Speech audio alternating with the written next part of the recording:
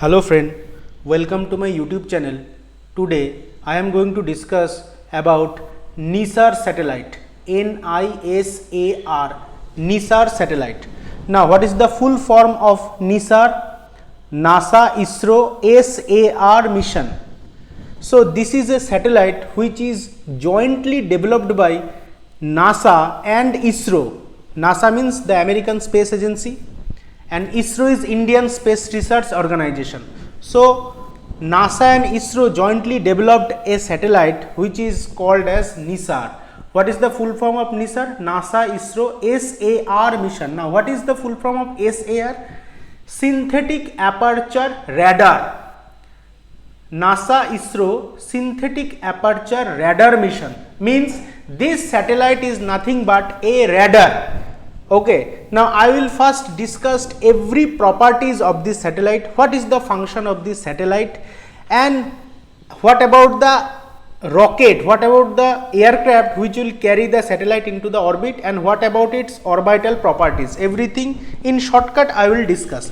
First you should know what is radar, then I will discuss what is synthetic aperture radar SAR. So what is radar? Radar means, go Wikipedia and you will see, radar is a radio location system that use radio waves to determine the distance, ranging, angle and radial velocity of objects relative to the site. Means radar emits electromagnetic wave. There are several types of electromagnetic wave like X-ray, infrared, visible light, alpha ray, gamma ray, okay, so ultraviolet ray and radio wave.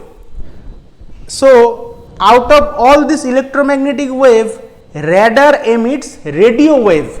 So first radar emits a radio wave, then that radio wave hit an object and then come back and received by the radar. Radar means ground radar. This is the picture of a radar.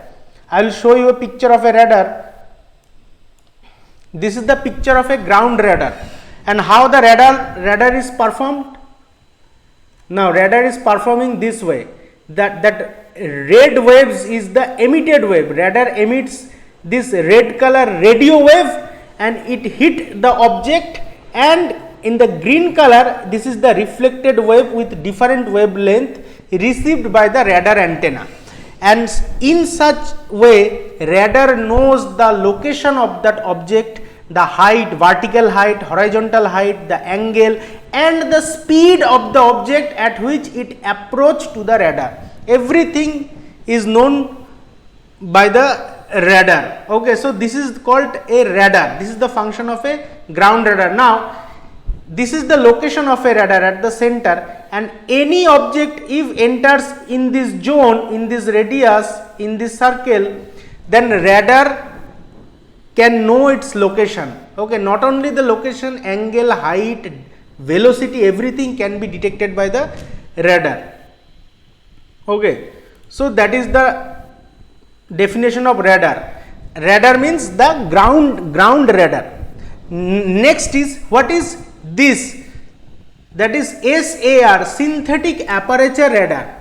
Now the main difference between radar and synthetic aperture radar is installed in the ground, but synthetic aperture radar installed in aircraft or in any satellite. Okay, means it is in moving condition. Another difference is, a ground radar collect information about any approaching aircraft, any approaching missile, okay, location of the object, speed of the object, but synthetic aperture radar detects share knowledge about the earth surface. Is there any settlement of earth surface? Is there any forest fire? Is there any melting of glaciers or polar ice? Is there any earthquake? Okay, is there any flood? This type of information can be collected from SAR. Now I will show you definition of SAR also from Wikipedia. Synthetic aperture radar. So SAR is a form of radar that is used to create two-dimensional images or three-dimensional reconstructions of object such as landscape. SAR uses the motion of the radar antenna over a target region to provide finer spatial resolution. Okay, so now look, SAR is typically mounted on a moving platform such as an aircraft or spacecraft. Okay, so this is an image collected by this is an image of a volcanic eruption taken by the synthetic aperture radar. Okay, so now you understand what is the NISAR, NASA ISRO synthetic aperture mission. So this is the image of the synthetic aperture radar. The radar is installed in this area and this is an antenna which will receive the signal. Means the first thing is the radar will emit a radio wave and it will hit the earth surface and reverse back and hit by this antenna and finally collected by this radar, and such a way we can collect data from earth surface. Okay. Now what ISRO website is telling us, Indian Space Research Organization, Department of Space, what about they are telling about NISAR? So NASA ISRO SAR is a low earth orbit observatory being jointly developed by NASA and ISRO.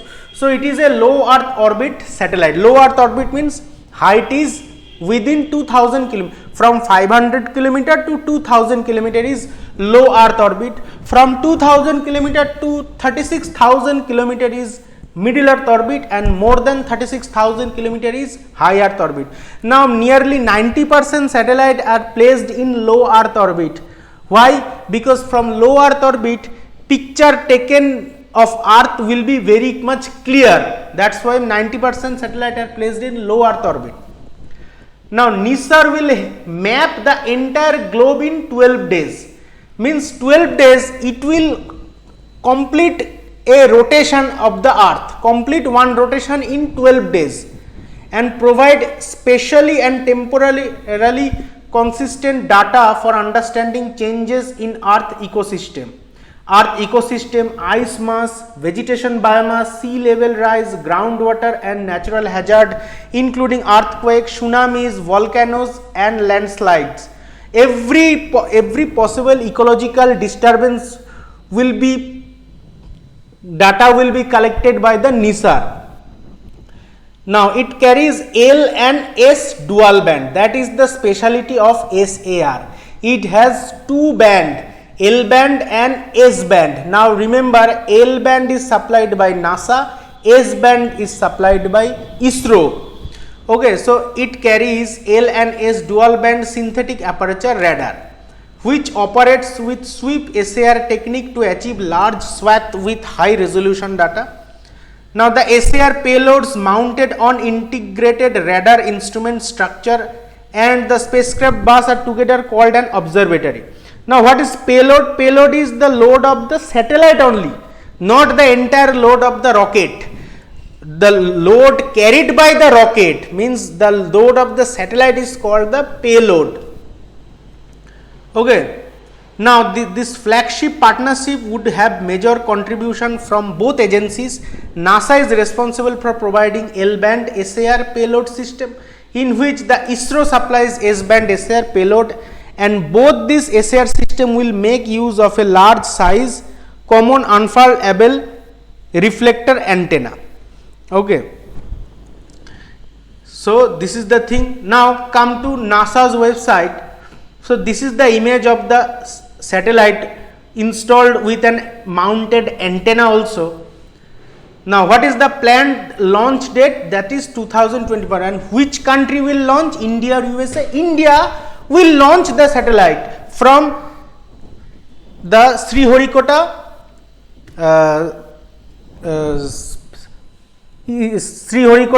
place.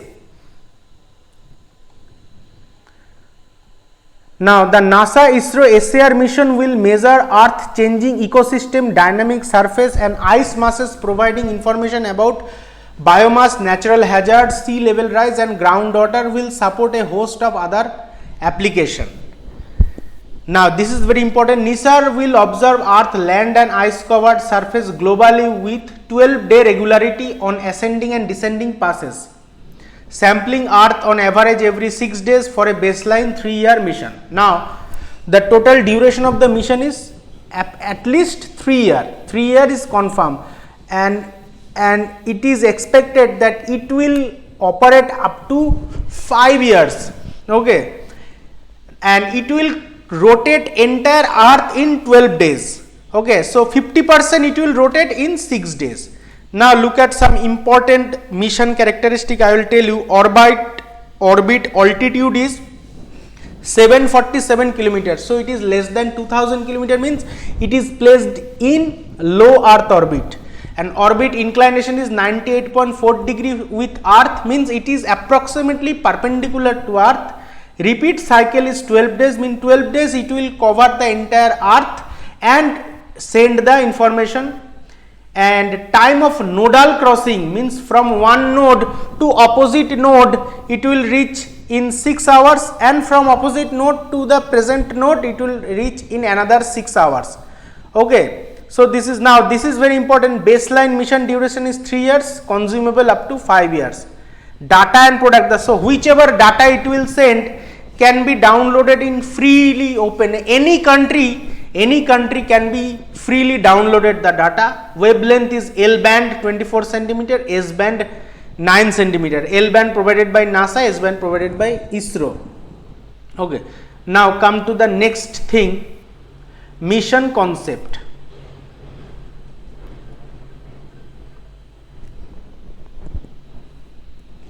So NISAR is the first satellite mission to collect radar data in 2 microwave bandwidth region called the L-band and S-band to measure changes of our planet surface, including movements as small as centimeter. This allows the mission to observe a wide range of Earth processes, from the flow rate of glaciers and the ice sheet to the dynamic of earthquakes and volcanoes. Okay. Next important thing is NISAR is planned to launch in 2024 from India's Satish Dhawan Space Center in Sriharikota, India, into a near polar orbit. Now that is very important. It is a polar orbit, means it will rotate Earth from North Pole to South Pole to North Pole to South Pole in this way. It is a polar orbit, and that is the only way to know information about the polar ice, about the glacier. Okay, if it is a geostationary orbit or circular equatorial orbit, then it cannot collect the data of polar ice. So it is compulsory a polar orbit, or it is also called a Sun-Synchronous orbit. I will tell about this later. Now NASA requires a minimum of 3 years of global science operation with the L-band radar, and ISRO requires 5 years of operation with the S-band radar over specified target areas in Indian and Southern Ocean. Okay, so NASA will collect its all data through L-band in 3 years. ISRO will collect its all data. All data means Indian related data, Indian coastal data, Indian glaciers data, Indian flood data, Indian forest data, everything through S-band in 5 years. Okay. All NISAR science data, L-band and S-band, will be freely available and open to public, consistent with the long-standing NASA Earth Science Open Data Policy. Now next is, I will tell you mission requirements. What is the mission requirements? Look, in a short way I will tell you.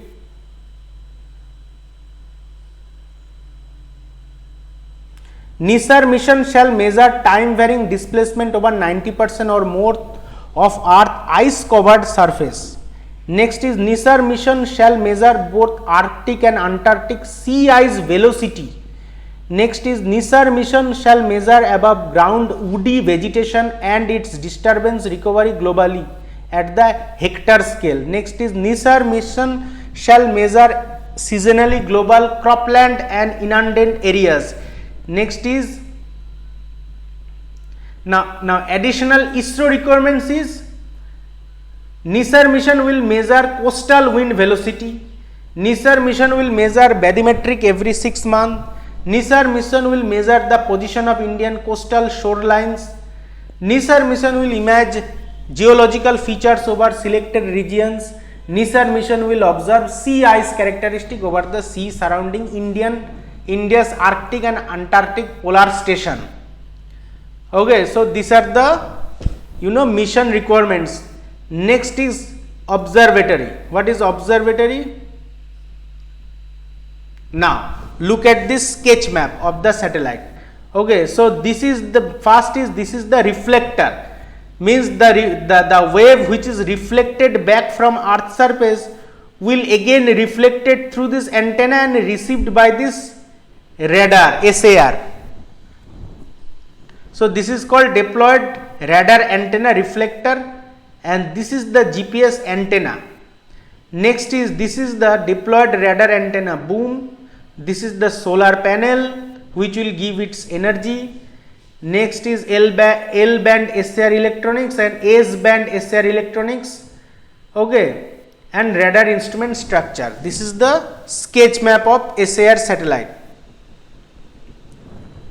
NISAR spacecraft will accommodate two fully capable synthetic aperture radar instrument, that is 24 cm wavelength L-SAR and 10 cm wavelength S-SAR. Each designed as array-fed reflector to work as sweep SAR scan on received wide swath mapping system. The spacecraft will launch on an ISRO GSLV-2 launch vehicle into a polar sun-synchronous dawn-dusk orbit. Okay, so it is very important line. Launch on ISRO GSLV-2 launch vehicle. So what is the name of the launch vehicle or the name of the rocket? GSLV-2 or GSLV Mk-II. And what is the type of orbit?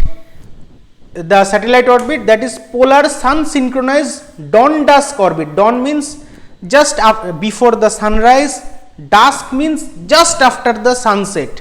So sunrise to sunset, okay, it will cover the 50% Earth, then sunset to sunrise it is covered the next 50% of Earth. Now polar sun-synchronous orbit. Now I will come to this data. Just see what is Wikipedia saying about NISAR satellite. What is Wikipedia is saying? Wikipedia is saying is that rocket is GSLV Mk-II. I will discuss it later. But what about the orbital parameters? Look, altitude is 747 km.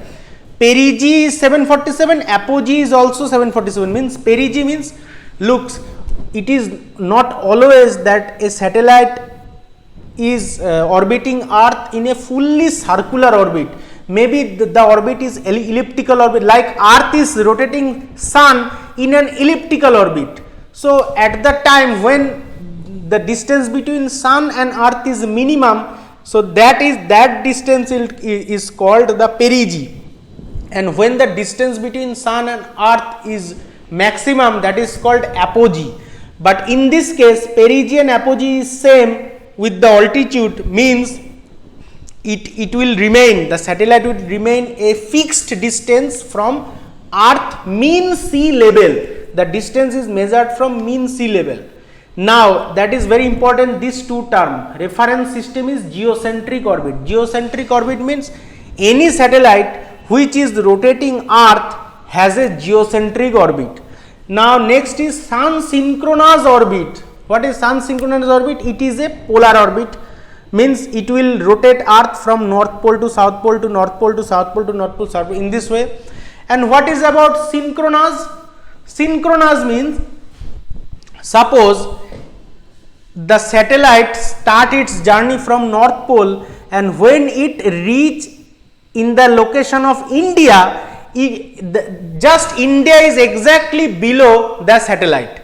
Okay, means when the satellite reach to India, India is exactly below, India will be placed exactly below the satellite. Then it will cross India and move to South Pole. Again from South Pole it rotate to North Pole. Again from North Pole, when it reaching to South Pole, again it will get India at its below. Means it will cover a specific place at a specific solar time. Okay, solar time. that is called Sun-Synchronous orbit. Okay, so every time it will pass India, it will get India at its below. Okay, that is the synchronous orbit. In this way, so means the satellite is rotating Earth from North Pole to South Pole, but Earth is rotating in its west to east. Okay, in its equatorial orbit. So every time it will cover India, it will get India at its below, so that it can take the information about Indian coastal, about Indian forest, about Indian glaciers, everything about Indian, any like Joshimath, any subsidence zone. Okay, that is Sun-Synchronous orbit. Another type of orbit is Geo-Synchronous orbit. Geo-Synchronous orbit means that orbit is like, suppose from India I can see a satellite just above my rooftop. Okay, suppose at morning 10 am. After 1 hour, morning 11 am, still I can see the satellite above my rooftop. In 24 hours, 365 days, every time I can see the satellite above my rooftop. Means the satellite is designed in such a way that it has a speed at which it can remain its location at a specific point over the earth. I will show you the image of this. Is called Geo-Synchronous orbit. Okay, Geo-Synchronous orbit means this is Geo-Synchronous satellite means, suppose the red dot is the satellite remains a constant position over the earth. Okay, this is Geo-Synchronous orbit and Geo-Synchronous satellite. Now Geo-Synchronous satellite is two type. One is Geo-Stationary, one is simply Geo-Synchronous. Look, I will show you.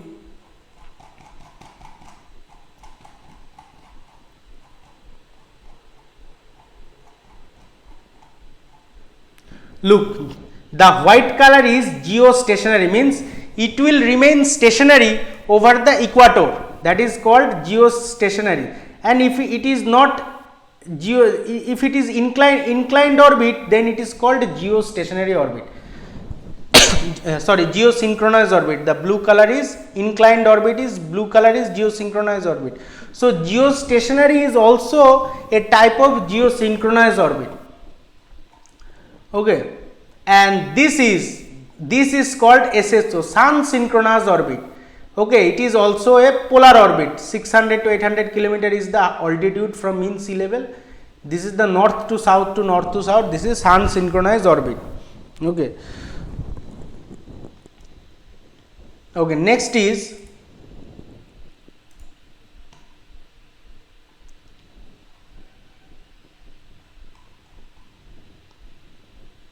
observatory. Next is ISRO partnership. What about ISRO partnership? Now, ISRO representative and NASA representative is signing the agreement. NASA administrators Charles Bolden and ISRO chairman K. Radhakrishnan signing documents in Toronto on September 30, 2014 to launch a joint Earth observing satellite mission and establish a pathway for future joint mission to explore Mars. Now, as NASA and ISRO discussed the possibility of a joint radar mission, it became clear that this goal was a great interest to the ISRO science community. ISRO identified science and applications that were complementary to the primary mission objectives: agricultural monitoring and characterization, landslide studies, Himalayan glacier study, soil moisture, coastal processes, coastal winds, and monitoring hazard.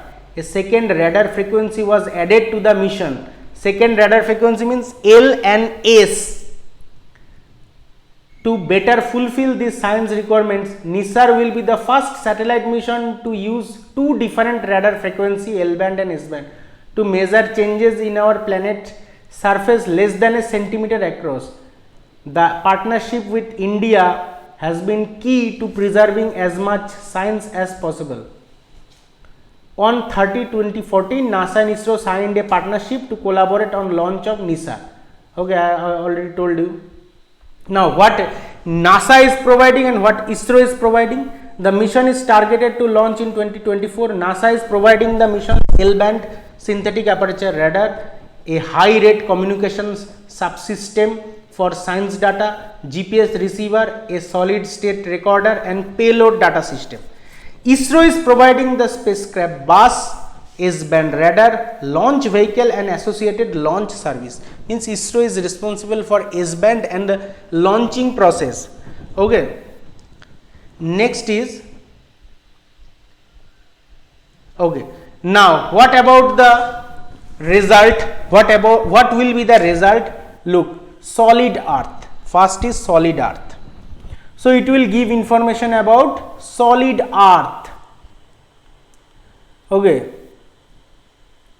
NISAR's global and rapid coverage will provide unprecedented opportunities for disaster response, providing data to assist in mitigating and assessing damage with observation before and after disaster in short time. Disaster, solid earth disaster means volcanic disaster, earthquake disaster. So it will give pre-information about volcano, about earthquake. Okay. Next is cryosphere. Cryosphere means polar ice. Cryosphere means polar ice. NISAR will determine how the behavior and evolution of ice masses will contribute to the sea level rise.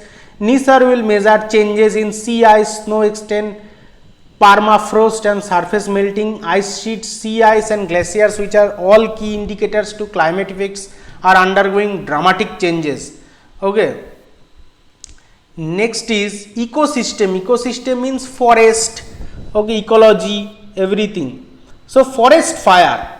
So if any fire occurred in forest, satellite will tell us that fire occurred in forest. Okay. So the NISAR will determine the contribution of Earth most variable biomass to the global carbon budget and characterization ecosystem disturbance and income or biodiversity. Means it will also indicate about pollution. Okay, interact with climate as atmospheric CO2 increase, pollution also indicated by this satellite. And finally water. Water means the sea, lakes, river, etc. NISAR will also be capable of measuring changes in groundwater reserves across the land. Suppose a place where is very water shortage, but NISAR satellite detected that there is a huge amount of groundwater restored under the land, so water problem can be solved. Climate changes coupled with growing population is causing increasing stress on groundwater resource globally. By measuring changes in earth surface, we can understand process occurring below the surface. Okay. Now subsidence. Subsidence means landslide, like Joshimath case is often the first indication of changes in reservoirs or over exploitation of aquifers. Subsidence that continues for too long can lead to irreversible collapse of the aquifer system. Okay. So this type of information will be given by the NISAR satellite. Now finally about the launch vehicle. What is the name of the launch vehicle? Here Wikipedia is saying that GSLV Mk-II means GSLV Mk-II. First I will show you the diagram of GSLV Mk-II. Now this is the diagram of GSLV Mk-II. Now GSLV Mk-II is a 3-stage rocket. 3 stage means this is below stage and next stage, and this is the final stage, and this is the payload, means the satellite. Okay, payload or the place of satellite. So the lowest most part stage is solid stage. So in the time of lifting the rocket, the solid, this 4 number are the boosters. First the boosters will be ignite and help the rocket to achieve its velocity. Okay, first stage is solid fuel stage. Next is this is liquid fuel stage. After overtaking the escape velocity, it will detach. The solid stage will detach from the main body. Then next stage is liquid stage. Then the liquid fuel will emit and give it a specific height. After that liquid stage will be emitted. Next final stage is the cryogenic stage.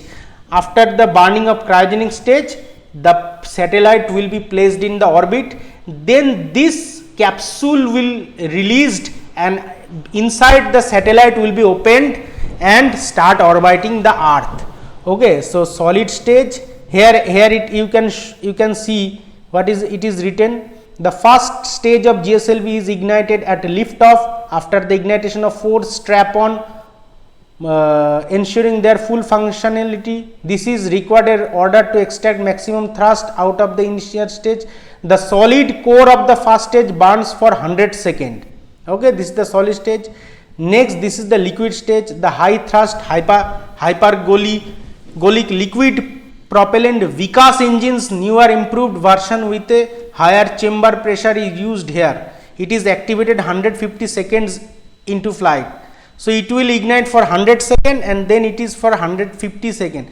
Next is cryogenic, third stage. The cryogenic upper stage of GSLV imparts a high velocity to the payload and detaches at the periapsis. This high velocity is characteristics of the geosynchronous transfer orbit. And finally, it is the capsule or the crew member cell or the payload cell or the satellite cell, geosynchronous satellite launch vehicle. Now I will show you a picture. This is the GSLV Mk-II picture. This is the solid stage, then the liquid stage, then the cryogenic stage, and this is the compare of different type of launch vehicle. First we have SLV. It is created by APJ Abdul Kalam. It is satellite launch vehicle 3, SLV 3. Then we have ASLV, augmented satellite launch vehicle. Then we have PSLV, the mostly used satellite launch vehicle, that is PSLV. Now we have GSLV Mk-I and Mk-II, which has a weight of 414 ton.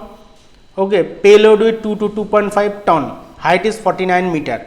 And finally we have GSLV Mk-III, which will used when crew member will be launched to the space. Okay, crew capsule.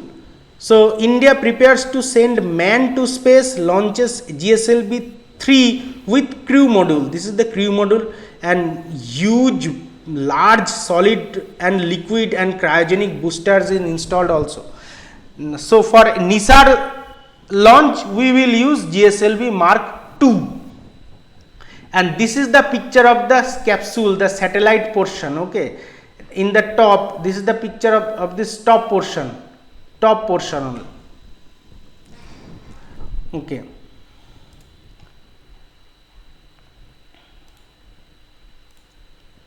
now finally I will show you a video to get to know you everything about the mission. This video is prepared by NASA. Now look at this video.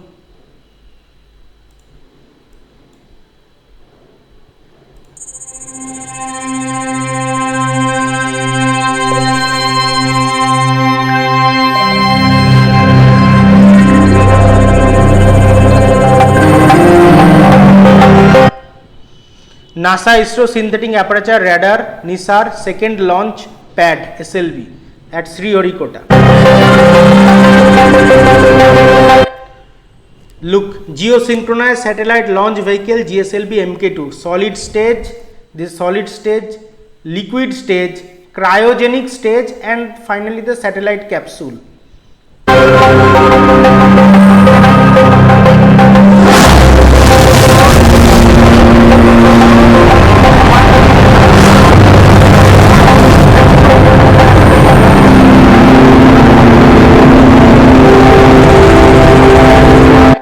Breaking the supersonic barrier means breaking the escape velocity. Look, fast stage means the solid stage is separating. After ignition for 100 seconds, it is now separating from the body. Solid stage. Now at the just solid stage, at the same time when the solid stage is separating, liquid stage start burning. Okay, so look at here, first stage booster GS1 shut off and separation. Second stage means the liquid stage start burning, liquid stage ignition. Now look, payload fairing separ, so the capsule is separating, opening the satellite portion.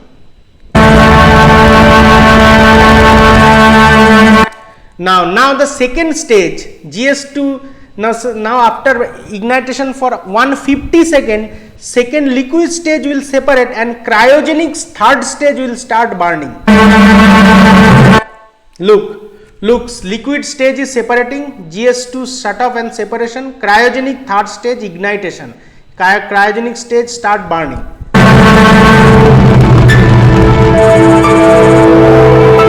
Now NISAR satellite separation. Look, NISAR means from the body, cryogenic third stage will separate and only the satellite portion remain in the space.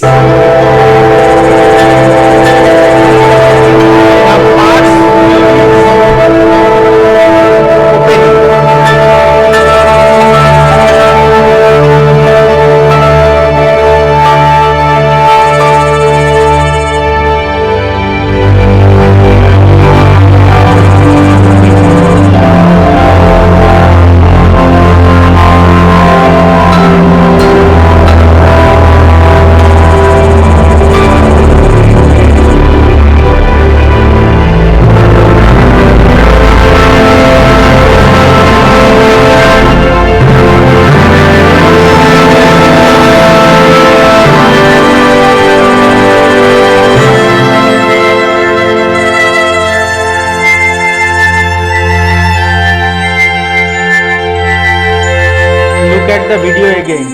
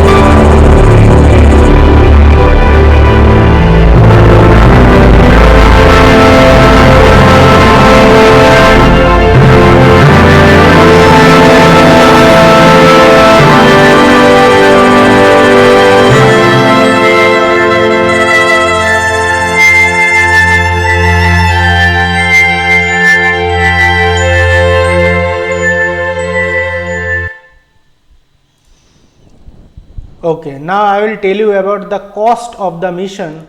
So as per Wikipedia, ISRO share of the project cost is about 788 crore, means US 9. First I will tell you about the total cost. With a total cost of estimated about $1.5 billion, NISAR is likely to be the world's most expensive Earth imaging satellite.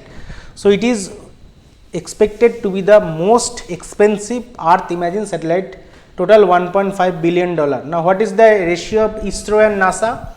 ISRO's share of the project is about 788 crore, US $99 million. NASA's share is about $808 million. So 808, 99, nearly $900 million shared by ISRO and NASA. Rest will be shared by other agents, other small sponsors and government. Okay, so total is 900 million shared by ISRO and NASA, means NASA's share is nearly 90% and ISRO's share is nearly 10% of the total cost. Okay.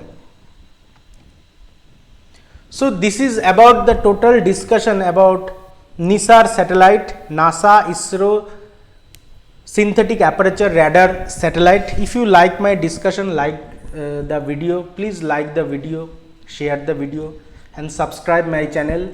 We will meet again with new topic. Thank you.